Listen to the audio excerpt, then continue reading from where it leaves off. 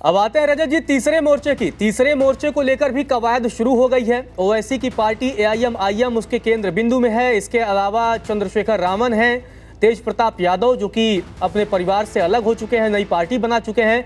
इसके अलावा पशुपति पारस जो कि 2020 में जब बिहार में विधानसभा चुनाव थे तब अहम भूमिका में थे, इस बार साइडलाइन नजर आ रहे हैं। और खबर तो यह है कि AIM के प्रदेश अध्यक्ष अख्तरुल इमाम और पशुपति पारस के बीच बातचीत भी है। तो तीसरे मोर्चे की कवायद कैसे चल रही है? देखिए, बिहार में तीसरा मोर्चा हमेशा वैसे ही लोगों का होता है जिनको दोनों गठबंधनों में जगह नहीं मिल पाती है, जो साइडलाइन कर दिए जाते हैं, तो अंतिम समय में तीसरा मोर्चा बनता है। ये कोई नई बात नहीं है।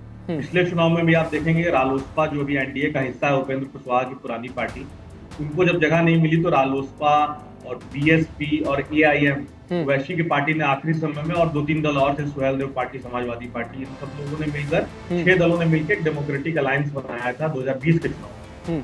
हालांकि उन लोगों को 6 सीटें आई, लेकिन उनका NDA का वो तीसरे मोर्चे का प्रदर्शन कम और इंडिविजुअल प्रदर्शन ज्यादा था। AIM की मुस्लिम बहुल पार्टी थी, तो किशनगंज और सीमांचल के इलाकों में 5 सीटें और यूपी से सटे बॉर्डर पर बसपा को 1 सीट मिली। तो इस बार भी ये कवायद वही है, क्योंकि जो चिराग पासवान के जो चाचा हैं पशुपति पारस, उनको अभी महागठबंधन में जो है वो भाव नहीं दिया जा रहा है। उनको चाहिए 4-5 सीटें, लेकिन उनको वो भाव नहीं मिल रहा है, तो वो भी अलग थलग है।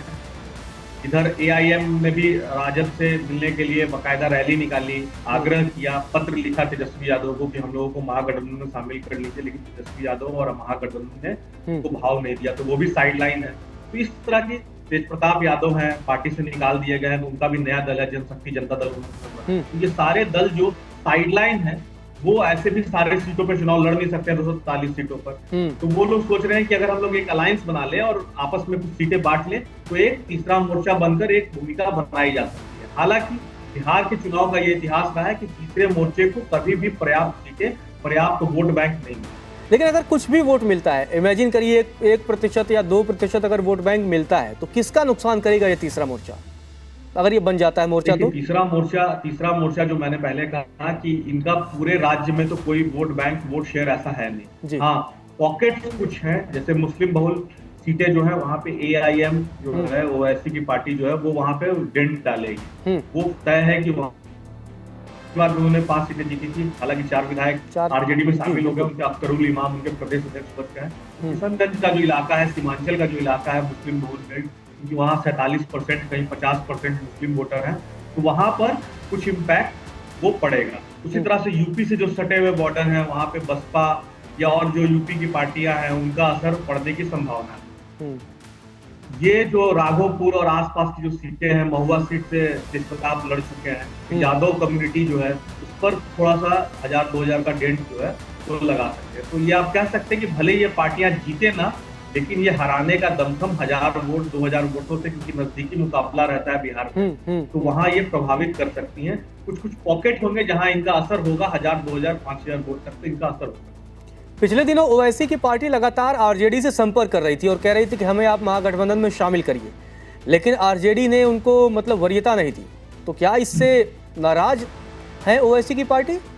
हाँ, ओवैसी की पार्टी नाराज होना संभावित है उनका, क्योंकि वो चाह रहे थे, ओवैसी की पार्टी हमेशा ओवैसी पे इल्जाम लगता है कि वो आते हैं और मुस्लिम वोट बैंक काट लेते हैं, वो वोट काटते हैं।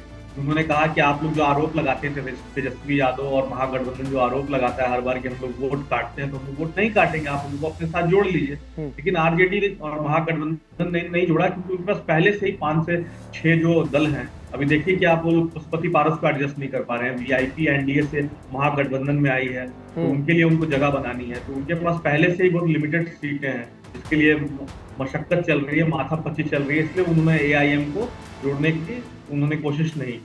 तो वो नाराज है और इसी नाराजगी को वो दिखाना चाहते हैं कि हमको यहाँ पे शामिल कीजिए, और यही कवायद जो तीसरे पार्टी की है, जो भी RJD साहब देखिए, तेज प्रताप भी नाराज है, पार्टी और उसका परिवार दोनों छूट गया। तो ये है कि हम लोग संगठित हो जाएं, तो कम से कम कुछ प्रभाव हम लोग डालें, और एक असर, अपना एक प्रभाव जो है वो चुनाव पे छोड़े, ताकि आगे की जो राजनीति है इन दलों की वो आसान हो। कुमार रजत जी, बहुत बहुत धन्यवाद आपका हमारे साथ जुड़ने के लिए। शुक्रिया। देश और दुनिया की आप तमाम खबरों के लिए देखते रहिए दैनिक जागरण।